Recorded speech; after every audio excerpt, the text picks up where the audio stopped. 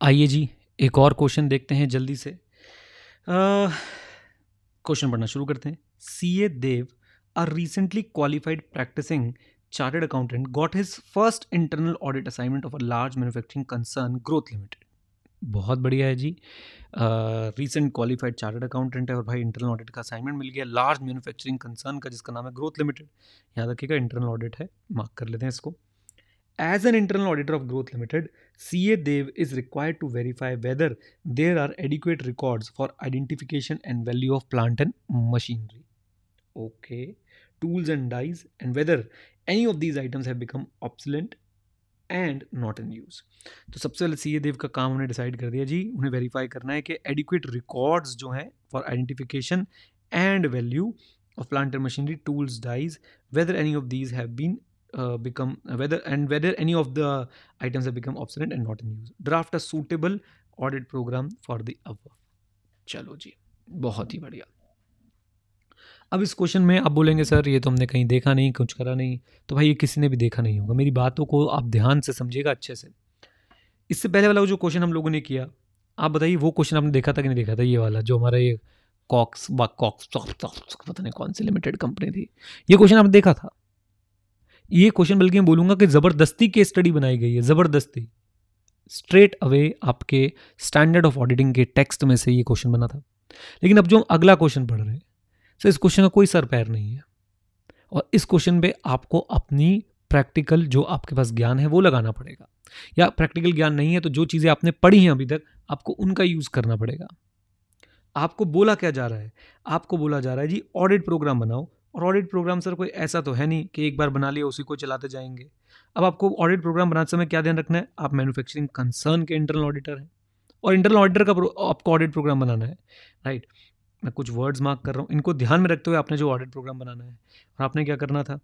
Identification and valuation देखनी है, किसकी? आपके फिक्स एसेट्स हैं, plant and machinery, tools and dies, इन सब के आपको जो है वेरिफिकेशन करनी है कि भाई ये एग्जिस्ट करते हैं नहीं करते हैं। वैल्यू चेक करनी है कि भाई जो वैल्यू है वो सही है या नहीं है। ओके, तो इसको ध्यान में रखते हुए आपको ऑडिट प्रोग्राम बनाना है। उसका कोई एक आंसर नहीं हो सकता। ऊपर वाले क्वेश्चन को मैं बोल सकता हूँ कि क्वेश्चन नंबर 13 जो है मित्रों, वो एक बेंच मार्क क्वेश्चन है, बेंच मार्क। अभी बेंच मार्क क्वेश्चन कौन से होते हैं? जिनका डायरेक्ट आंसर होता है सर जी, डायरेक्ट आंसर होता है, और जिसमें आप अच्छे नंबर स्कोर कर सकते हैं। अगर मैं बोलूँ बेंच मार्क क्वेश्चन में अगर एक अच्छा व्यक्ति, एक समझदार बच्चा रिटर्न प्रैक्टिस के साथ ICAI के वर्ड्स वगैरह लिख के आता है, so he might score anything between 70%, बल्कि मुझे थोड़ा ब्रैकेट बड़ा कर देना चाहिए, 50% टू 80%, राइट। इससे नीचे अगर आप स्कोर करते हैं यानी कि आपको लिखने की आदत नहीं है, आपको लिखना नहीं आता, आप ओवर कॉन्फिडेंस की दुनिया में जी रहे हैं। आपने क्वेश्चंस पढ़े हैं, आपको लगा है कि आपको लिखना आता है, आपने लिखने की प्रैक्टिस नहीं करी है, और साथ साथ मैं बोलूँगा कि आपको कॉन्सेप्ट आता है, आपको एक्सप्रेस करना नहीं आता। अगर आपके direct question, bench mark question में भी 50% से कम मार्क्स आते हैं तो, और आखिरी कारण जो हो सकता है कि सब कुछ सही होने के बाद भी 50% से कम मार्क्स आते हैं, तो भाई लक, कि आपका पेपर किसने चेक किया। एंड आई एम सॉरी, मैं ये बोल रहा हूँ लेकिन मुझे आपको बता के चलना है, क्योंकि भाई आपको शॉक नहीं लगना चाहिए बाद में किसी भी चीज़ का। आइए, सो अब अगर हम इसका आंसर देखें एक बार कि क्या आंसर जो है लिखा है, आइए चलते हैं। ये देखिए, ये है इसका answer. The internal audit programme in connection with plant and machine and tools and dies में be on the following lines, may be on the following lines, यानी कुछ और भी इसका आंसर हो सकता है। सबसे पहले इंटरनल कंट्रोल एस्पेक्ट हम कैसे चेक करेंगे, हमने उसमें इतने सारे पॉइंट लिख दिए।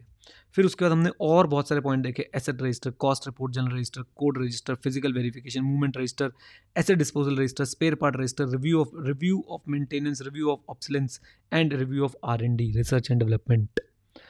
मतलब अब आप ये देखो, क्या ये प्रैक्टिकल है कि आप ये पूरा का पूरा याद कर लो?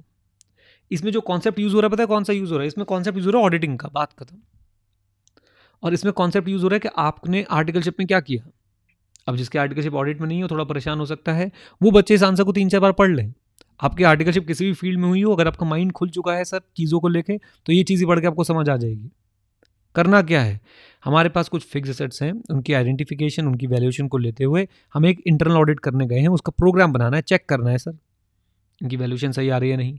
अब अगर मैं उसी से आपको मिला के दिखाऊं तो देखिए, सबसे पहले इंटरनल कंट्रोल के कुछ एस्पेक्ट लिख दिए। ओके, कि भाई जो हायर्ड, एक पॉइंट रीड कर रहा हूँ, जो हायर्ड एसेट्स हैं, लीज एसेट्स हैं, जॉइंटली ओनर एसेट्स हैं, उनके लिए एक रजिस्टर सेपरेट बनाया जाए। मिक्स ना हो जाए वो, राइट।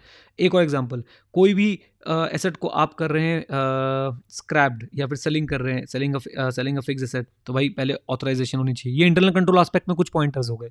देन आपके सारे रजिस्टर मेंटेन होने चाहिए।